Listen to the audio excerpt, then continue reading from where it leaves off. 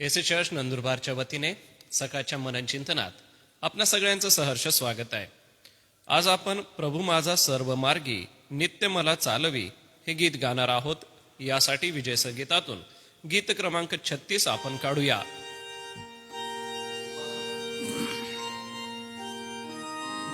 उपासना संगीतात नाही, आराधना संगीतात 93.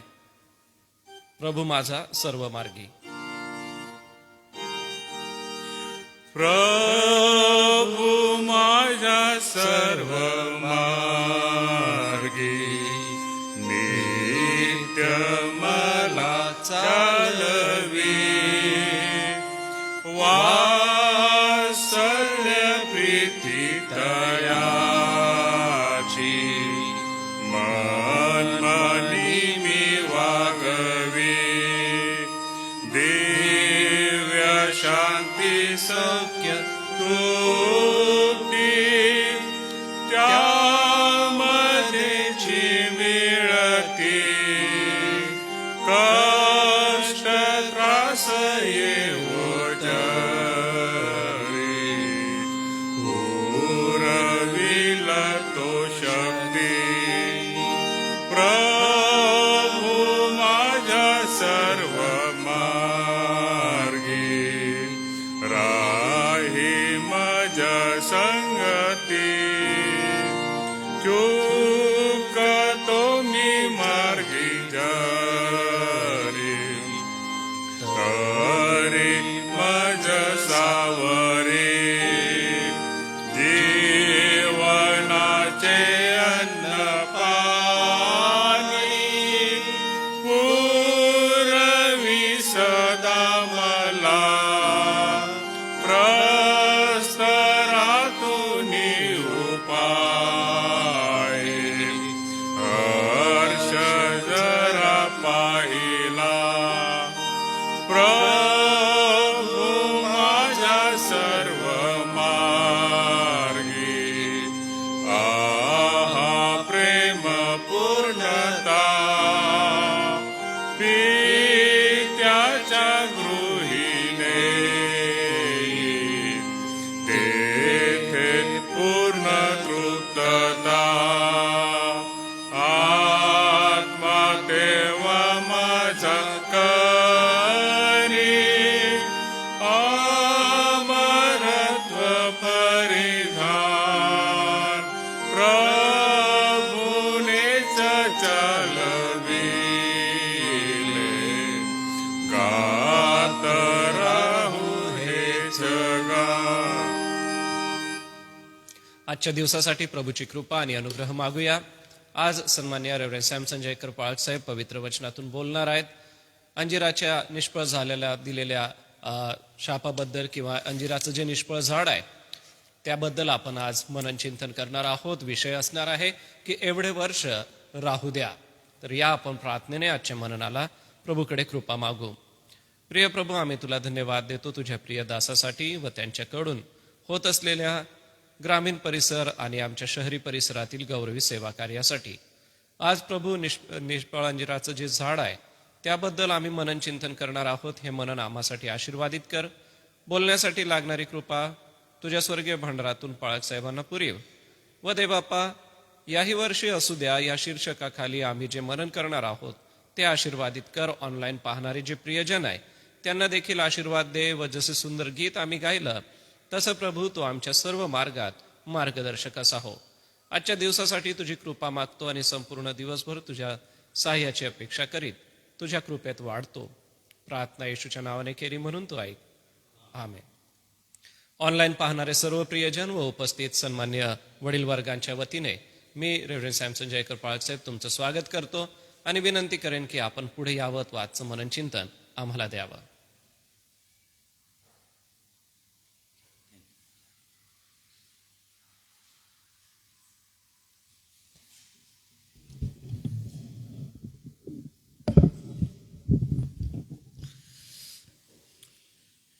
या मंदिरामध्ये हजर असणाऱ्या सर्व प्रभूच्या दासांना आणि ऑनलाईन सभेमध्ये आज सहभागी होणाऱ्या सर्व प्रभूच्या विश्वासणाऱ्यांना देवजो बाप, देवजो पुत्र आणि देवजो पवित्र आत्मा याच्या नावाने सलाम. देवाला धन्यवाद देऊ त्याचे आभार मानू, कारण आम्ही भस्म झालो ना ही परमेश्वराची दया होय. त्याची करुणा रोज आणि रोज सकाळी नवीन होत जाते, तिला खंड कधी पडत नाही.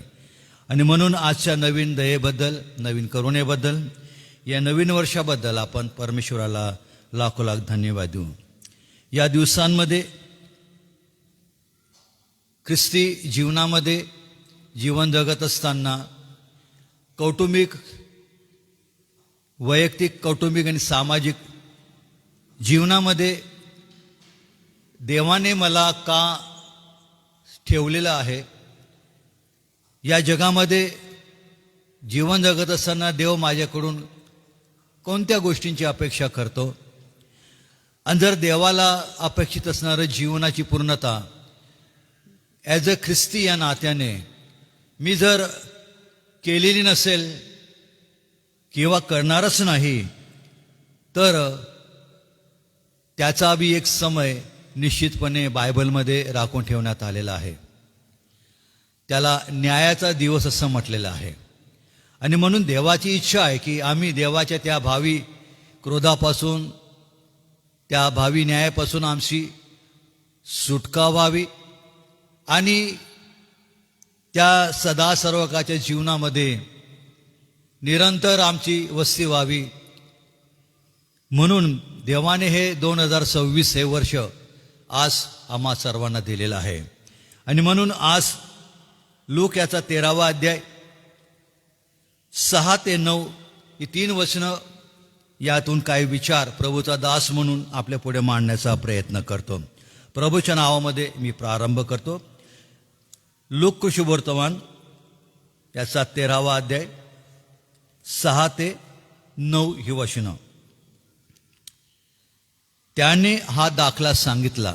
त्याने म्हणजे प्रभू येशू ख्रिस्ताने कोणा एकाचे त्याच्या द्राक्षमळ्यात लावलेले अंजिराचे झाड होते. त्यावर तो फळ पाहावयास आला, परंतु त्याला काही आढळले नाही. तेव्हा त्याने माळ्याला म्हटले, पहा, गेली 3 वर्षे मी ह्या अंजिरावर फळ पाहावयास येत आहे, परंतु मला काही आढळत नाही. ते तोडून टाक. उगाच त्याने जागा तरी का अडवावी. तेव्हा त्याने म्हणजे माळ्याने त्याला उत्तर दिले, महाराज, एवढे वर्ष असू द्या, म्हणजे मी त्याच्या भोवती खणून खत घालीन, मग त्याला फळ आले तर ठीक, बरे, नाहीतर आपण ते तोडून टाकावे. प्रार्थना करू. दयाळू परमेश्वर देवा, बापा, आभार मानतो, तुला धन्यवाद देतो. पुन्हा एक वार एक नवीन वर्ष तू आम्हाला दिलंस. आणि प्रभू, या नवीन वर्षाच्या प्रारंभीच्या महिन्यामध्ये तू आम्हाला आणलेला आहेस. ही केवळ तुझी दया, तुझी कृपा आहे. पुन्हा एक वार तुझे मनापासून आभार मानतो की ख्रिस्ती जीवन जगत असताना तुला अपेक्षित असणारं जीवन जगण्याची एक मौल्यवान संधी या नवीन वर्षामध्ये तू मला आणि आम्हा सर्व विश्वासांना तू देत आहेस. या दिलेल्या संधीबद्दल मी तुझे मनापासून आभार मानतो, तुला धन्यवाद देतो. तुला शरण येतो प्रभू, तू माझा स्वीकार कर. माझ्या सर्व पापांची ख्रिस्त येशूमध्ये क्षमा कर. तुझ्या क्षमेचा एक नवीन स्पर्श, आशीर्वाद व आनंद या समयाला तू येऊ दे. तुझं वचन सांगत असताना प्रभू, माझ्या मुखाच्या वाणीचा द्वार तू हो. माझे नाही तर तुझे विचार प्रभू आज मंडळीला तू प्रगट कर. माझ्या विचारांवर तू तुझा ताबा असू दे, नियंत्रण असू दे. पवित्र आत्म्याची एक नवीन शक्ती आणि प्रेरणा तू आज मला आणि ऐकणाऱ्या प्रत्येका भावा बहिणीला विश्वासाला तू दे. आणि तुझं वचन आज या नवीन वर्षाच्या प्रारंभात आम्हाला काय सांगत आहे, कोणतं शिक्षण देत आहे, कशा प्रकारे सावध करीत आहे, हे समजून घेण्यासाठी प्रभू वरून येणारं शुद्ध ज्ञान तू आम्हा प्रत्येकाला दे. दिलेल्या संधीबद्दल मनापासून आभार मानतो. येशूच्या नावाने प्रार्थना केली म्हणून तो ऐक. आमेन. अनेकदा आपण या निष्फळ अंजिराच्या दृष्टांताबद्दल किंवा दाखल्याबद्दल ऐकलेलं आहे आणि ऐकत असतो. या दाखल्या देण्याच्या आधी प्रभू येशू ख्रिस्ताने 1 ते 5 या 2 वचनांमध्ये अतिशय गंभीर इशारा श्रोत्यांना, विश्वासणाऱ्यांना, ऐकणाऱ्याला, जगाला दिलेला आहे. आणि काही ऐतिहासिक घडून गेलेल्या घटनांचा उल्लेख, त्याचं उदाहरण देऊन येशू ख्रिस्ताने एक महत्वाची गोष्ट आणि सत्यता या 1 ते 5 या वचनामध्ये विदित केलेली आहे. आणि 13व्या अध्यायाचा 1 ते 5 या वचनाचा जो मुख्य विषय जो आहे तुम्ही पाहाल तर पश्चाताप करण्याविषयी बोध या ठिकाणी येशू देत आहे. आणि ते देण्यासाठी त्याने 2 ऐतिहासिक वृत्तांत या ठिकाणी दिलेले आहे की गालिलकरांचे रक्त पिलाताने त्यांच्या यज्ञात मिसळले, त्यांच्याबद्दल तो उदाहरण देत आहे. आणि मग शिलोह येथील 18 जणांवर एक बुरुज ॲक्सिडेंटली कोसळला, त्याचं उदाहरण देऊन येशू ख्रिस्त हे सांगत आहे की ते जरी मेले ते अधिक पापी होते. असे तोमास वाटते काय? येशूच म्हणतो नव्हते. परंतु जरी ते पापी नव्हते तरी त्या घटनेच्या माध्यमातून एक मंडळी म्हणून आज तुम्हाला आणि मला देव एक प्रमुख गोष्टीबद्दल बोध करत आहे, ज्याला आपण आज्ञा म्हणू शकतो, जी पुष्कळांना आवडत नाही. आज मंडळीमध्ये तुम्ही सर्व गोष्टींबद्दल उपदेश करा, बोला, परंतु पाप आणि पश्चाताप जेव्हा हा विषय हाताळला जातो, प्रियांनो, पुष्कळांना त्या गोष्टी स्वीकारण्यास कठीण जातं. आणि नेमकं सैतान इथंच गडबड करतो किंवा त्याचं कार्य साधून घेतो आणि मग पश्चाताप करण्यास मिळालेली संधी कळत न कळत तो आमच्यामधून हिरावून घेऊन जातो. परंतु देवाचे आभार मानू की हे नवीन वर्ष आम्हाला देवाने पश्चातापासह काही गोष्टी करण्यासाठी एक नवीन मौल्यवान संधी दिलेली आहे. आम्ही कोणी का असेना, कारण ख्रिस्ती जीवनामध्ये स्वर्गीय आशीर्वाद आम्हाला तेव्हाच मिळतील जेव्हा आम्ही मनापासून पश्चाताप करू, देवाकडे वळू आणि देवाला अपेक्षित जीवन जगण्याचा आम्ही निरंतर प्रयत्न करू. येशू ख्रिस्ताने 2दा ही सत्यता जाहीर केलेली आहे. 3ऱ्या वचनामध्ये तो म्हणतो, मी तुम्हाला सांगतो नव्हते तरी पण जर तुम्ही पश्चाताप केला नाही तर तुम्हा सर्वांचा त्यांच्यासारखा नाश होईल. 5व्या वचनामध्ये पुन्हा एक वार पुनरुच्चार करतो प्रभू ख्रिस्त, मी तुम्हाला सांगतो नव्हते पण जर तुम्ही पश्चाताप केला नाही तर तुम्हा सर्वांचा त्यांच्याप्रमाणे नाश होईल. भावांनो, बहिणींनो,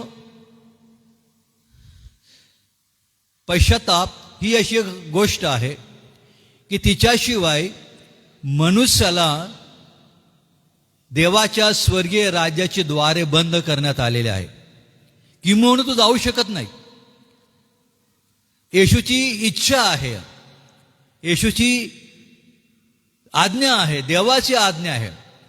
का? तर देवाची इच्छा हीच आहे की आम्ही सर्वजण वाचवले जावेत, विश्वासणाऱ्यांचा नाश होऊ नये, योहान 3:16 प्रमाणे. आणि या नवीन वर्षामध्ये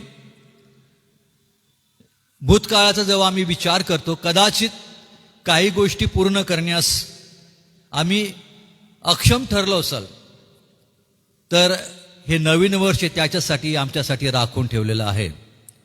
आणि म्हणून या 2 सत्य बाबींचा उल्लेख करून येशू ख्रिस्ताने मग अंजिराच्या निष्फळ झाल्याचा दाखला त्याने या ठिकाणी दिलेला आहे. आणि या ठिकाणी म्हटलेलं आहे, तुम्हा सर्वांचा त्यांच्याप्रमाणे नाश होईल. आता जगाच्या दृष्टिकोनातून नाश ही जी संकल्पना आहे किंवा ही व्याख्या आहे 2 शब्दामध्ये सामावलेली आहे.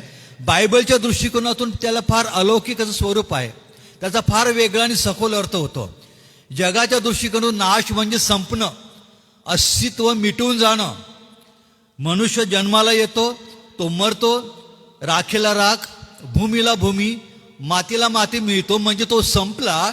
ही जगाची विचारसरणी आहे, जग त्याच्यावर विश्वास ठेवतं. परंतु परमेश्वर देव आणि पवित्र बायबल त्याच्या पलीकडे आणि वेगळं सत्य सांगतं की मनुष्य मेला असला तरी जगेल. हे महान सत्य येशूने सांगितलेलं आहे. मग कशासाठी जगणार आहे? तर दोन प्रमुख गोष्टींसाठी. आमचा नाश होऊ नये तर आम्हाला सार्वकालिक जीवन मिळावं. दोन गोष्टी आहेत.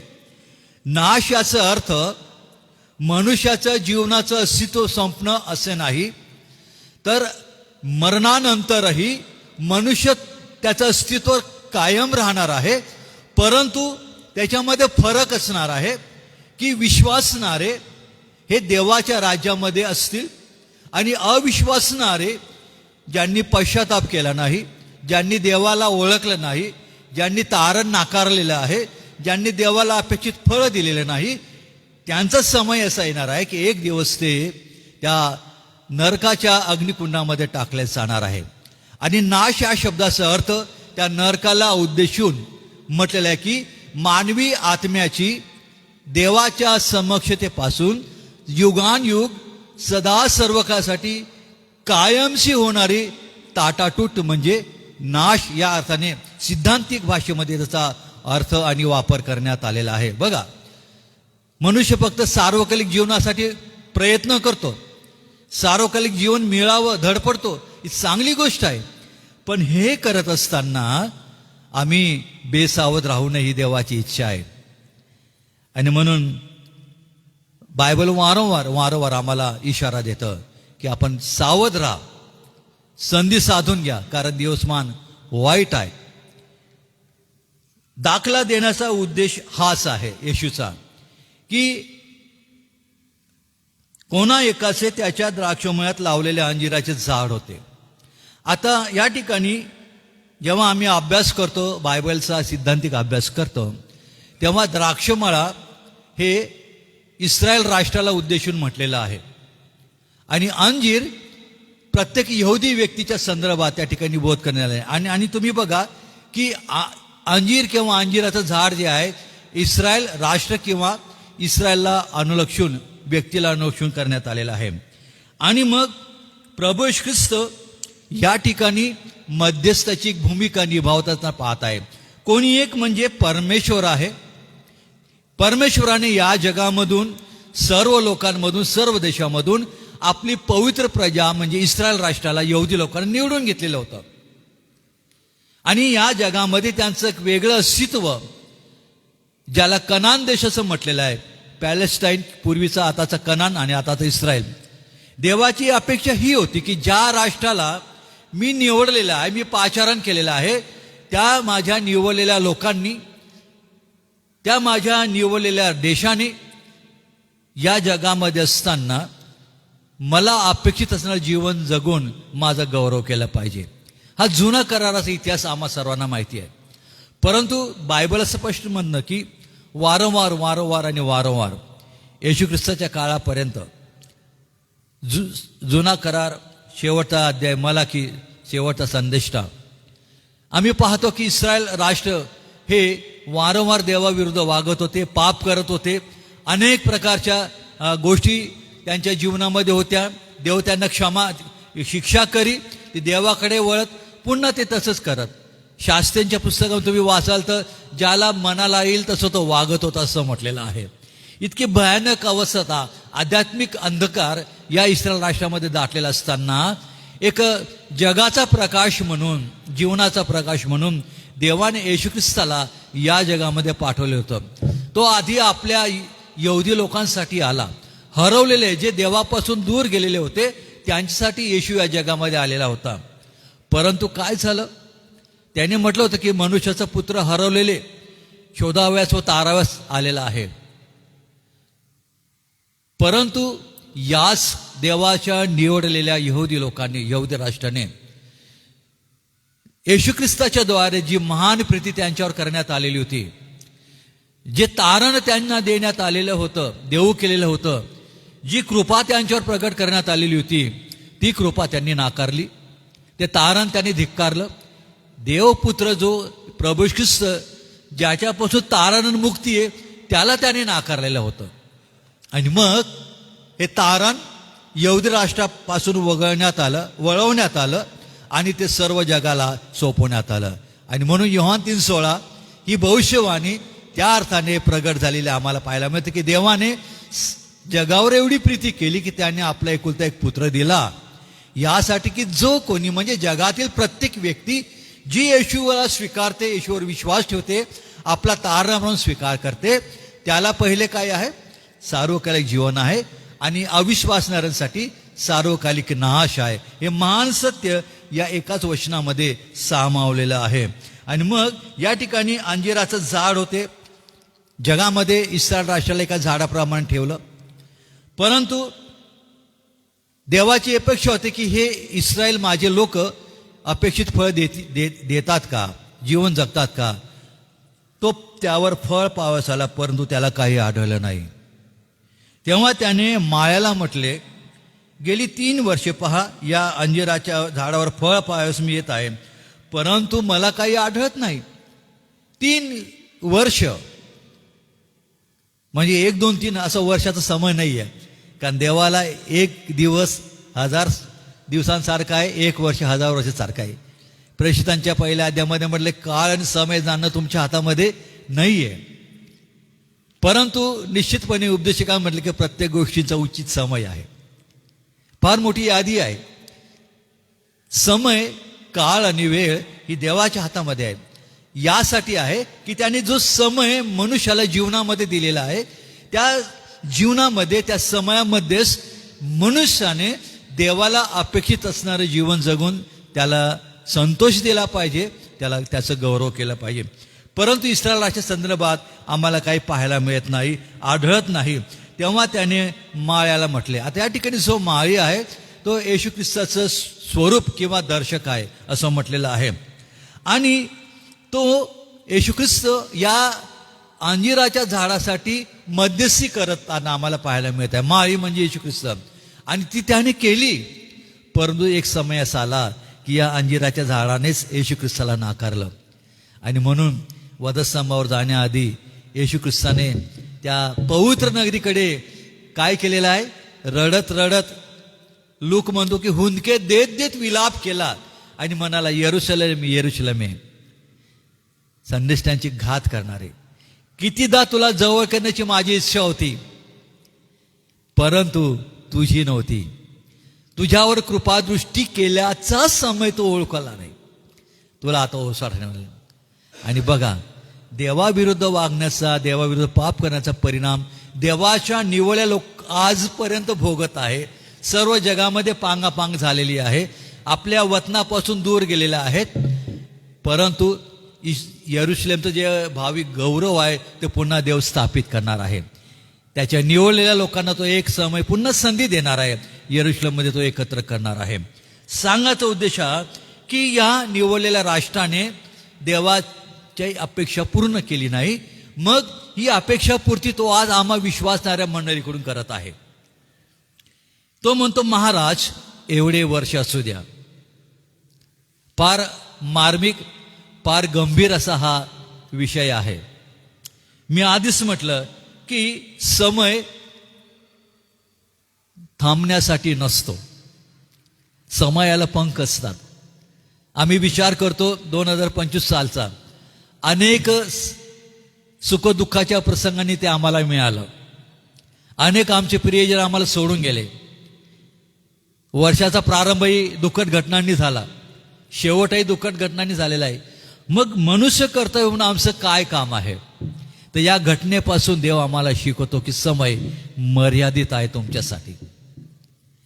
3 वर्ष यिर्मयाच्या पुस्तकामध्ये असं म्हटलेलं की सुगी सरली, हंगाम सरला, पण आमचं तारण झालं नाही. सुगी काय आहे? समयाचं दर्शक आहे. हंगाम काय आहे? समयाचं दर्शक आहे. या देवाने निवडलेल्या राष्ट्रामध्ये अनेकदा असे सुगीन हंगामासारखे प्रसंग देवाने निर्माण केले आत्मिक जीवनासाठी, परंतु ते त्यांनी नाकारलं. परंतु आज या नवीन वर्षामध्ये तुम्ही आणि मी पाऊल ठेवत असताना देव पुन्हा आम्हाला जाणीव करून देत आहे. तुम्ही तुमच्यासाठी 3 वर्ष राखून ठेवलेले होते, तुम्ही काय केलं? कोणी एका लेखकाने म्हटलेलं आहे 3 वर्ष म्हणजे आमच्या जीवनाचे 3 टप्पे आहेत, 3 भाग आहेत: लहानपण, तरुणपण आणि म्हातारपण. या 3 क्षेत्रामध्ये देवाला अपेक्षित असणारं जीवन जगण्याची संधी प्रभू आम्हाला देत आहे आणि देत असतो. कदाचित गतवर्षामध्ये आम्हाला ते जमलं नाही, आम्ही पूर्ण करण्याचा प्रयत्न केला, परंतु आम्ही त्याच्यामध्ये अयशस्वी ठरलो. कदाचित आमचं मन आम्ही कठीण केलेलं असेल, एखादं पाप आम्हाला देवाकडे घेऊन येण्याचं अडखळण ठरत असेल, तर देवाने हे संधी येशूच्या द्वारे, त्या माळ्याच्या द्वारे आम्हाला देत आहे. कारण तोडून टाक ही देवाचा न्यायाचं दर्शक आहे. न्याय आणि बाप्तिस्मा करणारे योहान बी काय म्हणतो, पश्चातापास योग्य अशी फळं द्या. पहा, झाडाच्या मुळाशी कुऱ्हाड आत्ताच ठेवलेली आहे. ते वचन आम्हाला पण लागू आहे. जर देवाला अपेक्षित असणारं जीवन या नवीन वर्षामध्ये आम्ही देण्याचा प्रयत्न करणार नाही, तर कदाचित होऊ शकतं उशीर झालेला असेल. आणि म्हणून पश्चातापास योग्य फळ देण्यासाठी एवढं वर्ष असू द्या, ही विनंती, ही मध्यस्थी देव आमच्यासाठी येशू देवाकडे करत आहे. हे किती चांगला मध्यस्थ आहे. कारण बायबल पवित्र शास्त्राचं म्हणतं की आकाश आणि पृथ्वी यांच्यामध्ये प्रभू येशू ख्रिस्त हा एकच एकमेव असा काय आहे, मध्यस्थ आहे. तो आमच्यासाठी रदबदली करत आहे. आम्ही अनेकदा देवाकडे आशीर्वाद मागतो, आम्ही अनेकदा देवाकडे आमच्या अपेक्षा पूर्ण कराव्या देवाने मागणी करतो. लेकरा बाळांसाठी प्रार्थना करतो, घरादारासाठी प्रार्थना करतो, आर्थिक समस्या दूर व्हाव्या प्रार्थना करतो, आम्हाला निरोगी पण प्राप्त व्हावं प्रार्थना करतो. पण त्यामध्ये आम्ही पश्चातापाची प्रार्थना प्रथम क्रमांकावर ठेवली पाहिजे. हे प्रभू मज पाप्यावर दया कर, आणि नंतर आम्ही या इतर गोष्टीला प्राधान्य दिलं पाहिजे. जोपर्यंत आम्ही पापाबद्दल पश्चाताप करणार नाही, तोपर्यंत दैवी आध्यात्मिक आशीर्वादापासून आम्ही नेहमी दूर राहणार. आम्ही नेहमी दूर राहणार. मग एक समय असा येईल की आम्ही त्याच्यापासून वंचित राहणार आणि आम्हाला त्याच अवस्थेमध्ये कदाचित हे जग सोडावं लागणार आहे. आणि मग महाराज एवढे वर्ष असू द्या का, म्हणजे मी त्याच्या भोवती खणून खत घालीन. खत हे पिकांचं जीवन आहे. ख्रिस्ती विश्वासाचं जीवन पवित्र शास्त्र आहे, बायबल आहे, प्रार्थना आहे. देव आम्हाला संधी देत आहे. हे वचन आमच्यासाठी दिलेलं आहे, जीवन आणि आत्माचं आहे. हेच आमचं खत आहे, येशूने दिलेलं आहे. आम्हाला फक्त त्याला प्रतिसाद द्यायचा आहे. मग फळ आले तर बरे. मग आता माळीस म्हणतो, मी एवढा प्रयत्न केला 2025 मध्ये, ठीक आहे, आता एवढं वर्ष असू द्या महाराज, 2026 मी आणखी प्रयत्न करतो. मग जर या 2026 मध्ये फळ आलं तर बरं, नाही तर काय कर देवा महाराज, ते तुम्ही तोडून टाका. एक गंभीर इशारा आहे. आणि म्हणून जोपर्यंत पश्चातापाचं फळ नाही, तोपर्यंत पवित्र आत्म्याचं फळ निर्माण होणार नाही.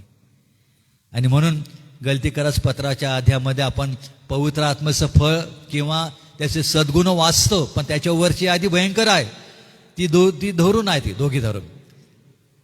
अनेक प्रकारच्या वाईट सवयी, वाईट विचार, वृत्ती, अनेक प्रकारचं देवाला नावणं गोष्टी माझ्या मनामध्ये आहे. आणि जर मी प्रार्थना करतो, देवा मला हे दे, मला ते दे, आणि मी पश्चाताप करत नाही, तर क्षमा करा की देव आम्हाला कोणत्याही प्रकारे आशीर्वाद देणार नाही, शांती देणार नाही, समाधान देणार नाही. आणि म्हणून या वर्षी देव आमच्यासाठी, येशू आमच्यासाठी मध्यस्थी करत आहे. महाराज एवढे वर्ष असू द्या. या दिलेल्या समयाबद्दल आपण येशूचे आभार मानू. आपण या नवीन वर्षामध्ये पाऊल ठेवलेलं आहे. माझा विश्वास आहे अनेक विश्वासणाऱ्यांनी अनेक प्रकारे निर्णय घेतलेले आहेत, चांगले निर्णय घेतलेले आहेत तुम्ही, आणि ते पूर्ण करण्याचा तुम्ही प्रयत्नाला करीत आज सुरुवात केलेली आहे. देवबाप तुमच्या प्रयत्नांना आशीर्वादित करो, तुमच्या प्रयत्नांना यश दो. पण सर्वात पहिला प्रयत्न आपण पश्चातापाचं करा. देवाजवळ या, म्हणजे तो आपल्याजवळ येईल. आणि आपल्या कुटुंबामध्ये, आपल्या समाजामध्ये, मंडळीमध्ये देवाचं अद्भुत कार्य करू द्या. या लहानशा मननाच्याद्वारे देवबाप तुम्हा सर्वांना आशीर्वादित करो. देवाला विनंती करू की प्रभू हे 2026 वर्ष यंदासाठी, माझ्यासाठी, माझ्या परिवारासाठी, माझ्या मंडळीसाठी राहू दे. देवबाप तुम्हाला आशीर्वादित करो. पाळक साहेबांचे मनापासून आभार मानतो. Thank you very much. धन्यवाद पाळक साहेब. फारच प्रोत्साहनपर देवाचं पवित्र वचन आज सकाळी आम्हाकडे आलेलं आहे. आलेल्या या वचनाचा स्वीकार करीत प्रियजन हो, आपल्या अंतःकरणामध्ये आपण नव्याने प्रेरित होऊया आणि प्रभूचा गौरव आपण करूया. वचनाच्या सेवेसाठी परमेश्वराला धन्यवाद देतो. पाळक साहेब, आपलं देखील मनपूर्वक मी आभार मानतो, कारण की खऱ्या रीतीने एक नवी संधी या वर्षभरात प्रभू आम्हाला देतोय. या संधीचं सोनं करूया आणि परमेश्वराचं गौरव करूया. नित्य प्रार्थना विनंत्यांमध्ये आजारी प्रियांची आठवण करत असताना सन्माननीय शैलू सर नाथानी यांची बहीण जी भुसावळ या ठिकाणी असते, त्यांचा मुलगा विनय याच्यासाठी आपण प्रार्थना करूया. विनय हा उपचारासाठी मुंबई या ठिकाणी होता. विनय मानकर परिवाराला आपणापैकी पुष्कळ लोक ओळखतात. तर विनय मानकर याच्यासाठी आपण प्रार्थनेत आठवण करू. त्याला देवाप आरोग्य देव आणि सोबतच आपण चांदेकर सिस्टरांच्या आरोग्यासाठी प्रार्थना करूया. आज आमचे बंधू सुधाकर फुलापाका यांच्या गृहाचं गृहसमर्पण आहे, त्यांच्यासाठी देखील आपण प्रार्थना करूया. आपल्या शाळेचं स्पोर्ट्स डे आज डिस्ट्रीब्युशन आहे लेकरांना, त्याच्यासाठी प्रार्थना करूया. सोबतच आपली जी मराठी माध्यमाची शाळा आहे त्यामध्ये आपल्या जिल्ह्याचं विज्ञान प्रदर्शन भरणार आहे आणि जे सर्व महाराष्ट्राचे सन्माननीय मान्यवर त्या ठिकाणी उपस्थित राहणार आहे. हा मोठा मान परमेश्वराने आपल्या जिल्ह्यातून आपल्या शाळेला दिला, त्यासाठी उपकार स्तुतीची पण प्रार्थना करू. ज्यांचे जन्मदिवस आहे त्यापैकी सौ शारदा प्रकाश जानवे, सौ संजया वळवी शिरसाट, समरीन शंवेल चोपडे या प्रियजनांना जन्मदिनाच्या मी शुभेच्छा देतो.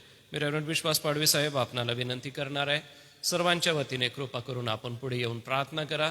सरांची प्रार्थना झाल्यानंतर प्रभूची प्रार्थना म्हणू व आजचे वक्ते रेव्हरंड सॅमसन जयकर पाळक साहेब पुढे येऊन आशीर्वाद देतील.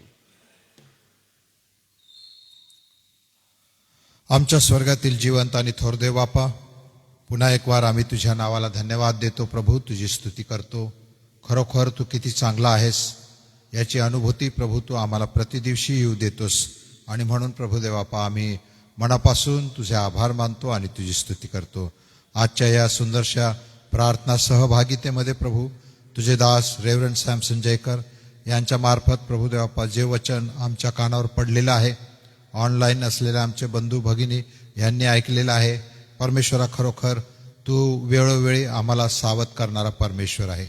ज्याप्रमाणे प्रभू तू आम्हाला आशीर्वादित करतोस, ज्याप्रमाणे आम्हाला सर्व काही तू देतोस, एवढंच नव्हे तर प्रभू ते स्वर्गाचं द्वार देखील प्रभू केवळ विश्वासाने तू आमच्यासाठी उघडं ठेवलेलं आहेस. आम्हाला कोणत्याही प्रकारचं परिश्रम करण्याची गरज नाही. अशा प्रकारे प्रभू ही कृपा तू आम्हाला दिलेली आहे. मुक्त रीतीने तू आम्हाला तारण दिलेलं आहे. या परिस्थितीमध्ये प्रभू केवळ ख्रिस्ती विश्वासणारा हा विश्वासणारा असू नये, केवळ तो निष्फळ असू नये, ही गोष्ट प्रभू तुझ्या योजनात बसत नाही. आणि म्हणून प्रभू देवापा, तू प्रत्येक विश्वासणाऱ्याकडून फळाची अपेक्षा करणारा परमेश्वर तू आहे. कारण तुला ठाऊक आहे देवबापा, यांचे प्राण जे विश्वासणारे आहेत त्यांचे प्राण विश्वासाने वाचलेले आहेत. जगातल्या अनेक लोकांचे प्राण वाचावे म्हणून प्रभू देवापा आम्ही जाऊन फळ द्यावं अशी तुझी इच्छा आहे. तुझं निवडलेले राष्ट्र इस्रायल यांनी प्रभू तुझं वचन ऐकलं नाही. ते मनाच्या हट्टाप्रमाणे जगले आणि प्रभू ते शेवटी निष्फळ राहिले आणि ते शापित झाले. परमेश्वरा, अशा प्रकारचं जीवन मंडळीमध्ये कोणाचंही असू नये म्हणून तू आम्हाला आज पुन्हा एकदा सावधानतेचा इशारा दिला. आमचे गुणदोष तू आम्हाला दाखवलेस, आमची दुर्बलता तू आम्हाला दाखवलीस, आम्ही काय करावं हे तू आम्हाला दाखवलंस प्रभू देवापा. म्हणून आम्ही तुझे आभार मानतो, तुझी स्तुती करतो. आमच्या जीवनामध्ये प्रभू देवापा फळ देणारं असं जीवन असावं म्हणून आमच्यावर तू कृपा कर. आमचं सर्व अशक्तपण प्रभू तू लपीव, दूर कर आणि आम्हाला तुझ्यामध्ये तू सक्रिय कर, अशी आम्ही तुला प्रार्थना आणि विनंती करतो. आज प्रभू देवापा मंडळीच्या निरनिळ्या प्रार्थना विनंत्या तुझ्यासमोर सादर करत असताना प्रभू देवापा आम्ही मनापासून तुझे आभार मानतो, तुझी स्तुती करतो देवबापा. आज मुलांचे स्पोर्ट्स आहे प्रभू देवापा आणि शाळेतल्या मुलांना प्रभू त्यामध्ये स्पर्धा करण्यासाठी, भाग घेण्यासाठी एक उत्तम प्रकारची संधी आहे. त्या स्पोर्ट्समधून देखील प्रभू अनेक लेकरांनी भाग घ्यावा आणि प्रभू देवापा आपली गुणवत्ता सिद्ध करावी असं देखील तू होऊ दे. ह्या स्पोर्ट्स अतिशय चांगल्या रीतीने पार पडू दे अशी आम्ही तुला प्रार्थना आणि विनंती करतो. प्रायमरी मराठी शाळेमध्ये प्रभू जे नियोजन करण्यात आलेलं आहे आणि या शाळेला जे प्राधान्य देण्यात आलेलं आहे प्रभू, आम्ही तुझे आभार मानतो, तुझी स्तुती करतो. एक ख्रिस्ती शाळा म्हणून प्रभुदेव बाप्पा या शाळेचा दर्जा नेहमी उंचावलेला असावा. या शाळेकडे सर्वांनी प्रभुदेव बाप्पा एक दर्जेदार शाळा म्हणून बघावं आणि प्रभुदेव बाप्पा ही ख्रिस्ती लोकांची शाळा आहे म्हणून देखील प्रभू हिचा प्रभाव पडावा म्हणून देखील आम्ही तुला धन्यवाद देतो आणि तुझी स्तुती करतो. येणारे सर्व कार्यक्रम त्यामधून प्रभू तू आशीर्वादित कर, चांगले कर, यशस्वी कर आणि तो शिक्षणक्रम प्रभू चांगल्या रीतीने पार पडू दे अशी आम्ही तुला प्रार्थना आणि विनंती करतो. एस ए चर्चेसच्या अंतर्गत असणाऱ्या सर्व मंडळांची देखील आम्ही आठवण करतो. प्रभू या मंडळात तुझ्यामध्ये वाढत राहाव्या, तुझ्यामध्ये प्रभुदेव बाप्पा अधिकाधिक मजबूत होत जाव्या म्हणून देखील आम्ही प्रार्थना करतो आणि प्रभुदेव बाप्पा तुझ्याजवळ मागतो. या मंडळांमध्ये प्रभू पुष्कळ लोकांनी फळ देणारे व्हावं असं देखील तू दयेने आणि कृपेने होऊ दे अशी आम्ही तुला प्रार्थना आणि विनंती करतो. जे आजारी जन आहेत परमेश्वरा, त्या आजारी जनांची आम्ही आठवण करतो. शैलू सरांच्या बहीण आणि त्यांचं चिरंजीव आहे परमेश्वरा, त्याची देखील आम्ही आठवण करतो, प्रार्थना करतो. प्रभू त्या लेकरासाठी त्याच्यावर दया कर, कृपा कर, सामर्थ्याचा आरोग्याचा हात लांब करून प्रभुदेव बाप्पा त्याला तू बरं कर, शक्ती दे, नवीन जीवन तू त्याला तू दे अशी आम्ही तुला प्रार्थना आणि विनंती करतो. आम्ही सिस्टर चांदेकरची देखील आठवण करतो देव बाप्पा. जे उपचार त्यांच्यावर होत आहे त्या उपचाराद्वारे आणि प्रभू तुझी विशेष कृपा त्यांच्यावर व्हावी, त्याचा तुझ्या आरोग्याचा हात आणि सामर्थ्य त्यांच्यावर असावं आणि त्यांना पुन्हा एकदा नवीन शक्ती आणि नवीन आरोग्य मिळावं असंच तू दयेने आणि कृपेने होऊ दे अशी आम्ही तुला प्रार्थना आणि विनंती करतो. देव बाप्पा आज ज्यांचे जन्मदिवस आहे त्यांची देखील आम्ही आठवण करतो. त्यांच्या जीवनाबद्दल आम्ही तुझ्या नावाला धन्यवाद देतो. गेल्या वर्षभर त्यांना तू सांभाळलंस, चालवलंस, कृपा पुरवलीस, सर्व प्रकारच्या परिस्थितीतून त्यांना तू नेलस परमेश्वरा आणि एक नवीन वर्ष त्यांच्यासाठी तू दिलंस म्हणून आभार मानतो आणि तुझी स्तुती करतो. शारदा प्रकाश जानवे, संजय वळवी शिरसाट आणि समरीन शम्युल चोपडे यांचे जन्मदिवस असताना प्रभू त्यांना हे वर्ष पुन्हा एकदा सुखाचं जावं, समृद्धीचं जावं, त्यांना या वर्षात चांगलं आरोग्य मिळावं, जे काम ते करत आहे त्या कामात त्यांना यश मिळावं आणि विशेष रीतीने तुझ्यामध्ये त्यांची वाढ होत राहावी असंच तू दयेने आणि कृपेने कर अशी आम्ही तुला प्रार्थना आणि विनंती करतो. आजची ही सुंदरशी संगती आम्हा सर्वांसाठी तू आशीर्वादित केली म्हणून तुझे आभार मानतो आणि तुझी स्तुती करतो. आज दिवसभर प्रभू लागणारी शक्ती आणि कृपा तू आम्हाला पुरीव. मिस्टर पुलापाका सुधाकर आणि यांच्या घराचं देखील प्रभुदेव बाप्पा आज उद्घाटन आहे. त्यांना तू राहण्यासाठी आणि सुंदरसा संसार करण्यासाठी एक सुंदरशी वास्तू तू त्यांना दिलेली आहे परमेश्वरा. ही तुझी कृपा आहे, ही तुझी दया आहे आणि म्हणून प्रभू त्यांच्या जीवनाबद्दल, त्यांच्या सेवेबद्दल आणि त्यांना मिळालेल्या नवीन अशा सुंदर वास्तूबद्दल आम्ही मनापासून तुझे आभार मानतो आणि तुझी स्तुती करतो. आज प्रभुदेव बाप्पा सर्व लोक प्रभू त्या ठिकाणी जमा होत असताना हा कार्यक्रम देखील तू आशीर्वादित कर आणि या कार्यक्रमाद्वारे आम्हा सर्वांना प्रभू तू एक वेगळा आशीर्वाद दे अशी आम्ही तुला प्रार्थना आणि विनंती करतो. येशूच्या नावाने ही प्रार्थना केली म्हणून तू ऐक. आमेन. धन्यवाद बाळक साहेब. या आपण प्रभूने शिकवलेली प्रार्थना म्हणू. हे आमच्या स्वर्गातील पित्या, तुझे नाव पवित्र मानिले जाओ, तुझे राज्य येऊ, जसे स्वर्गात तसेच पृथ्वीवरही तुझ्या इच्छेप्रमाणे हो.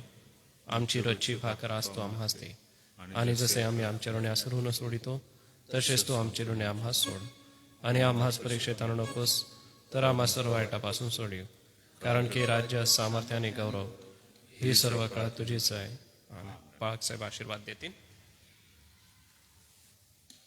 आणि आता आपला तारणारा प्रभू येशू ख्रिस्त याची कृपा, देवबापाची प्रीती, पवित्र आत्म्याची सहभागिता या मंदिरामध्ये हजर असणाऱ्या सर्व प्रभूच्या दासांबरोबर ऑनलाईन सभेमध्ये सहभागी होणाऱ्या आमच्या सर्व प्रिय विश्वासणाऱ्या मंडळीबरोबर, S A church and trust याच्या सर्व कार्यप्रणालीबरोबर आता आणि सदा सर्व काळापर्यंत असो. आमेन. ख्रिस्त पवित्र शांती सत्प्रीती शोभा सौंदर्य माझी या जीवनी ये